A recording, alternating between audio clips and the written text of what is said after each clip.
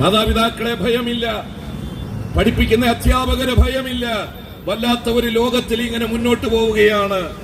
ഒരു കൂട്ടർ പറയുന്നു ബോധവൽക്കരണമില്ല, ഇതിന്റെ വിപത്തിനെ കുറിച്ച് അവർക്ക് അറിഞ്ഞുകൂടാ, അതുകൊണ്ടാണ് അവർ ചെയ്യുന്നത്. അപ്പോൾ ഇതിന്റെ പ്രധാനമായ പരിഹാരം അവരെ ബോധവൽക്കരിക്കുക എന്നുള്ളതാണ്.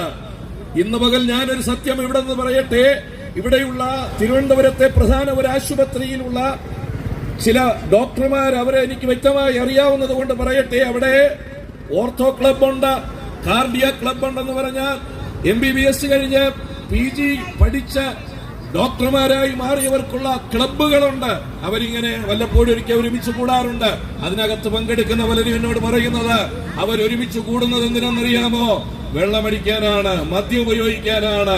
ഞാനും നിങ്ങളും ആശുപത്രിയിൽ ചെന്നാൽ പുകവലിക്കരുത്, മദ്യപിക്കരുത്, ലഹരി ഉപയോഗിക്കരുതെന്ന് നമ്മോട് പറയത്തക്കവണ്ണം ആധികാരികമായ അറിവുള്ള, അതിന്റെ വിപത്തുകളെ കുറിച്ച് മറ്റെല്ലാവരെക്കാളും അധികം അറിയാവുന്ന അവർ ചെയ്യുന്നത് ഇതേ പ്രവൃത്തി തന്നെയാണ്. അതിനകത്ത് ഉപയോഗിക്കുന്നത് മദ്യവും ലഹരിയുമാണ്. അറിയാഞ്ഞിട്ടല്ല, ബോധവൽക്കരണം ഇല്ലാഞ്ഞിട്ടല്ല. ഈ ലോകത്തിലുള്ള മറ്റ് പലരെക്കാളും ഈ PG ഡോക്ടർമാർക്ക് അറിയാമെങ്കിലും അവർ പിന്നെയും അത് ചെയ്യുന്നത് അറിവില്ലായ്മ കൊണ്ടല്ല. ഇതൊരു വിപത്തായി മനുഷ്യനെ കാർന്നു തിന്നുകൊണ്ടിരിക്കുകയാണ്. നിയമമില്ലാത്തത് കൊണ്ടല്ല, ശിക്ഷയില്ലാത്തത് കൊണ്ടല്ല, അതിനെക്കുറിച്ചുള്ള ശരിയായ ബോധവൽക്കരണം ഇല്ലാഞ്ഞിട്ടല്ല. പിന്നെയോ ഞാൻ ഇന്ന് പകൽ വിളിച്ചു പറയുന്നു, ദൈവഭയമില്ലാത്തത് കൊണ്ടാണ് മനുഷ്യൻ തെറ്റിലേക്ക് കൈനീട്ടുവാനായി വ്യഗ്രതപ്പെടുന്നത്. Praise the Lord.